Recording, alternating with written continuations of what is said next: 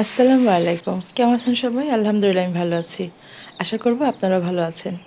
দেশের বাইরের আমার সকল বন্ধু-বান্ধব, প্রিয় ভাই-বোন সবাইকে অনেক অনেক ধন্যবাদ আর ভালোবাসা জানিয়ে চলে যাচ্ছি আজকের মোর রান্নায়। আজকে দেখেন বাজারে চলে আসছি। বাজার থেকে এই দোকানটায় এত সুন্দর সুন্দর সবজি পাওয়া যায়। যখন আমার মনের মতো কিছু খেতে মনে চায় তখন আমি এখানে চলে আসি। ওনার কাছ থেকে শাকসবজিগুলো দেখলে না আমার মনটাই ভরে যায়। এরকম শাকসবজি আসলে ভ্যানে পাওয়া যায় না। তো এই পালং শাকটা আমি কিনে নিয়ে আসলাম ওই দোকানের। খুবই ভালো শাকটা, কালার দেখেন কতটা চকচকে, কতটা ফ্রেশ। এটাকে আমি গোড়াটা ছাড়িয়ে কেটে নিচ্ছি। আপনারা জানেন আমি সব শাকই পছন্দ করি, শাক খেতে আমার খুব ভালো লাগে। আর এই জন্যই আমি শাকটা আসলে একটু ভিন্ন রকমভাবে খেতে পছন্দ করি। আর দেখেন শাকটা কত সুন্দর, দেখে কিন্তু মন ভরে গেছে। তো বন্ধুরা, আপনারা যারা আমার সাথে আছেন, যারা আমাকে সময় দেন, সবাইকে অনেক ধন্যবাদ জানাই। প্লিজ সবাই আমার পাশে থাকবেন। আমার চ্যানেলটা ভালো লাগলে একটু সাবস্ক্রাইব করে দেবেন, পাশে থাকা বেল আইকনটি প্রেস করে দেবেন, যাতে যখনই আমি নতুন নতুন ভিডিও আপলোড করব সেটা নোটিফিকেশন সবার আগে আপনার কাছে পৌঁছে যাবে। আর ভালো লাগলে লাইক কমেন্ট করে চ্যানেলের সাথেই থাকবেন। সবসময় রান্নাকে সহজ করে দেখাই আমি। আমার রান্না দেখে কেউ যেন কিছু শিখতে পারে। যদি কেউ কিছু করতে চায়, কোনো নতুন আপুরা, নতুন ভাইয়ারা, সেজন্য আমি সুন্দর করে বলে দিই।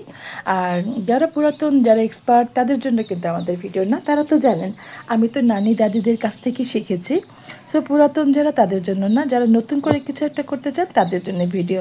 ভালো লাগলে অবশ্যই লাইক কমেন্ট করে চ্যানেলের সাথেই থাকবেন আর শেয়ার করে রাখবেন ভিডিওটা। এখানে দেখেন কিছু বড় বড় আসলে স্বাদের জিনিস খাওয়ার জন্য যেটা করতে হয়, আমি একটু বড় চিংড়ি নিয়েছি। চিংড়িটা খুব ভালো, আমি যার কাছ থেকে নিয়ে সে আমাকে জানে যে আমি একটু ভালো মাছ খেতে পছন্দ করি। তো এই চিংড়িগুলোকে আমি এখন কেটে নিচ্ছি। এরকম চিংড়ি না হলে মনে হচ্ছিল কি যে এই পালং শাকটা খেয়ে মনে হয় মজা লাগবে না। গোড়া চিংড়ি দিয়ে রান্না করলাম না, ইচ্ছে করেই কিন্তু আমি বড় চিংড়িটা নিয়েছি। চিংড়ির মাছটাও আমার স্বাদের, পছন্দের। আর পালং শাকটাও কিন্তু পছন্দের। সুন্দর করে মাথাটা ছাড়িয়ে, কাটা ছাড়িয়ে, মাথার মগজের ময়লাগুলো পরিষ্কার করে ফ্রেশ করে আমি চিংড়িটা নিচ্ছি।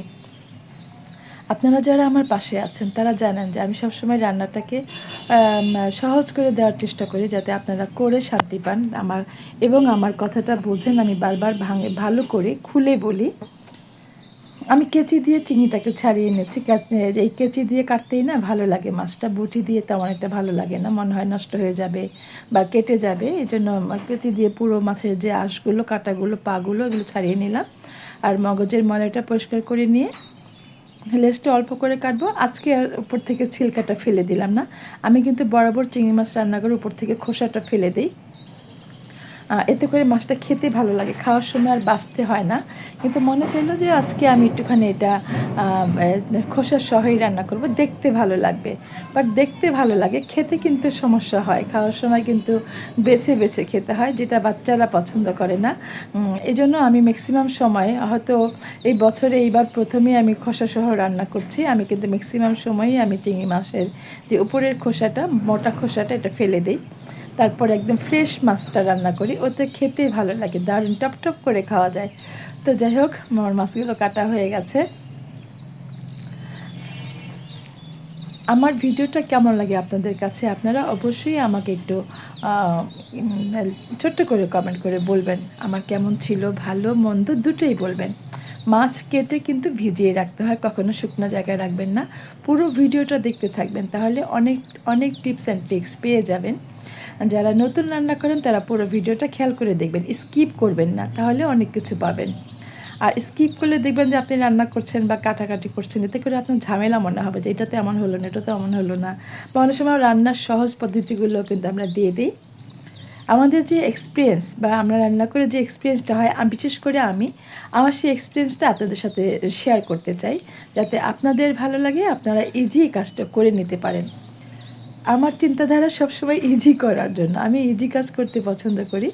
একটু লবণ, একটু হলুদ মাখিয়ে একটু 2-4-5 মিনিট রেখে দেবো। আর সবসময় কিন্তু মাছ, মাংস একটু মাখিয়ে রেখে দেবেন। আমি অনেক সময় সয়া সস দিয়ে মাখিয়ে রাখি।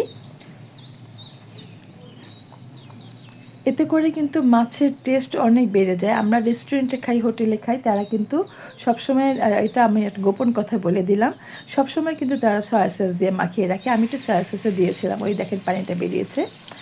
এখন এটাকে আমি ভেজে নিচ্ছি। পানিটা দেওয়া যাবে না, পানিটা থেকে ছাড়িয়ে এটাকে সুন্দর করে ভেজে নেবেন। পানি দিলে কিন্তু একদম তেলে ছিটে আসবে। যখন আবার মশলা কষাবেন তখন কিন্তু এই যে মশলার যে পানিটা ছিল না সেটা দিয়ে দিবেন।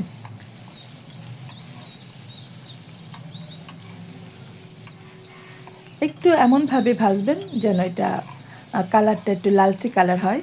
বেশি ভেজে নেবেন না, বেশি ভেজে নিলে মাছটা হার্ড হয়ে যাবে, কড়কড়া হয়ে যাবে, ওইরকম যেন না হয়। মাছটা একটু জুসি থাকবে, উপর থেকে কালার আসবে, এইভাবে মাছটা ভেজে নেবেন। শাক দিয়ে বা যেভাবে যত মাছই রান্না করেন, মাছ কিন্তু বেশি ভাজার দরকার হবে না, মিডিয়াম ভাজবেন, এতে করে মাছের ভিতরের যে টেক্সচারটা সেটা একটু জুসি জুসি এবং সফট থাকবে। আর যদি বেশি ভেজে নেন তাহলে কিন্তু মাছটা হার্ড হয়ে যায়, সেক্ষেত্রে কিন্তু মাছটা ভালো লাগে না। আর যদি শুধু ভাজা মাছ খেতে চান সেটা আবার অন্যরকম, সেক্ষেত্রে আপনি একেবারে কড়কড়া করে বা পোড়া পোড়া করে ভেজে নিতে পারেন। এইরকম ভাজা হয়ে গেছে দেখেন, কালারটা সুন্দর হলে বুঝে নিতে হবে মাছটা ভাজা হয়ে গেছে। আর কিছু মাছ কিন্তু বেশি রান্না করতে হয় না, যেমন ইলিশ মাছ, চিংড়ি মাছ, এগুলো অল্প সময় হয়ে যায়। পাবদা মাছ, আমি এখানে 6 থেকে 7-8টার মতো পেঁয়াজ দিয়েছি, একটু পেঁয়াজ বাড়িয়ে দিয়েছি, আর মরিচও 8-10টার মতো দিই। আমি তো এটা ঝাল খাবো, আপনারা জানেন ঝাল না হলে কিন্তু কোনো খাবারই আসলে মজা হয় না। তবে বাচ্চা থাকলে বাসায় অবশ্যই সেটা খেয়াল করে দিবেন বাচ্চাদের জন্য। বাচ্চা থাকলে আপনারা আস্ত মরিচটা দিয়ে দিতে পারেন। আমি দেখেছি বাসায়, বা সেক্ষেত্রে কী হবে, আপনারা যদি মাছ মরিচ খেতে মনে চায় সেই মরিচটা ডলে খেতে পারবেন। অনেক বাচ্চারা ঝাল খেতে পছন্দ করে না, বিশেষ করে আমার বাচ্চাটা একসময় ঝাল খেতে পছন্দ করতো না। বড় ফ্যামিলি ছিল, তখন আমি অনেক কষ্ট করতাম বাচ্চাদের জন্য। তো সেই জন্যই বলি, বাচ্চা থাকলে মরিচটা আস্ত করে দেবেন, সব মরিচ দিবেন না। হাফ চামচ হলুদ গুঁড়ো, হাফ চামচের একটু বেশি মরিচ গুঁড়ো দিলাম, ধনে গুঁড়ো, জিরার গুঁড়ো দিয়ে দিলাম। এই যে দেখেন শাকটা আমি পানি ঝরিয়ে নিয়েছি, একেবারে ঝরঝরে করে নিয়েছি। একটু কষানোর পরে কিন্তু পানি দেব। আর পানি থাকলে কিন্তু কষানোটা কখনোই সুন্দর হবে না, এটা অবশ্যই মনে রাখবেন। পানি সহ দিলে লেতলেতা হয়ে যাবে, সেক্ষেত্রে আপনার কষানোটা ভাজাটা সুন্দর হবে না। একটু মশলা উল্টে পাল্টে দিয়ে এটাকে আমি শাকটাকে ভালো করে কষিয়ে নিচ্ছি। পানি সহ কখনোই দিবেন না, পানি সহ দিলে কিন্তু সেই রান্নাটা টেস্ট হয় না। রান্না তো সবাই খান, কিন্তু প্লেটে নিয়ে পাতে নিয়ে খাওয়ার একটা মজা আলাদা। হ্যাঁ, সেটা সুন্দর হলে ভালো লাগে। এই পর্যায়ে একটু মাছটা আমার, শাকটা আমার প্রায় দেখেন কেমন কালার হয়ে গেছে, মজে গেছে। সেই পর্যায়ে আমি আলুটা দিয়ে দিলাম। আলুটা আগে দিলে হয়তো বা গলে যাবে, আমি চাচ্ছি আলুটা শক্ত শক্ত থাকবে, আলুটা দেখা যাবে, এজন্য আমি আলুটা পরে দিয়েছি। আর যদি আমি তরকারি রান্না করতাম সেক্ষেত্রে আমি আলুটা আগে দিতাম, শাক পরে দিতাম। একটু আলুটা দেখা যাবে, আস্তে আস্তে থাকবে, সেক্ষেত্রে কিন্তু এটা খুবই ভালো লাগে। লাউ শাকের মধ্যেও কিন্তু সেমটা, আলুটা একটু দেখা গেলে ভালো লাগে। আমার কষানো রান্না করা হয়ে গেছে, মজে গেছে, উপর থেকে আমি মাছটা দিয়ে দিলাম। দিয়ে আমি আরও 5-7 মিনিটের মতো ঢেকে দিব। নামানোর আগে একটু ধনেপাতা, কাঁচামরিচ, এটা তো আমি দিই, এটা আপনারা জানেন, আপনাদের ভালো লাগলে দিবেন, না হলে দিবেন না। অনেকে ধনেপাতা খেতে পছন্দ করেন না বা পরের মশলা দিতে পছন্দ করেন না, কিন্তু এটা কিন্তু অনেক টেস্টি, অনেক মজা। আমি বলবো আমার মতো করে ট্রাই করে দেখবেন, কতটা মজা। দেখেন ফাইনাল লুকটা কি সুন্দর হয়েছে। আমি একটু পানি ড্রাই করে নিয়েছি, ফাইনাল লুকটা দেখেন কতটা সুন্দর। আমি চুলায় ফ্লেমটা অফ করে, যেহেতু ইনফ্রারেড চুলা, আমি বসিয়ে রেখেছিলাম। আর আমি এটা সার্ভ করে নিলাম। যদি ভালো লাগে প্লিজ আমার পাশেই থাকবেন, লাইক কমেন্ট করে শেয়ার করে দেবেন বেশি বেশি করে। আপনাদের সবার অনেক অনেক ভালোবাসা চাই। আপনারা আবারও আমার পাশে থাকবেন, সবসময় আমাকে ইন্সপায়ার করে এগিয়ে নিয়ে যাবেন। আবারও ফিরে আসবো নতুন কোনো ভিডিও, নতুন কোনো রেসিপি নিয়ে। বন্ধুরা, সেই পর্যন্ত আপনারা সবাই ভালো থাকেন। সবাইকে অনেক অনেক ধন্যবাদ আর ভালোবাসা জানিয়ে আজকের মতো বিদায় নিচ্ছি আমি, মিনা। ভালো থাকবেন, সুন্দর থাকবেন, সহি সালামতে থাকবেন। আল্লাহ হাফিজ।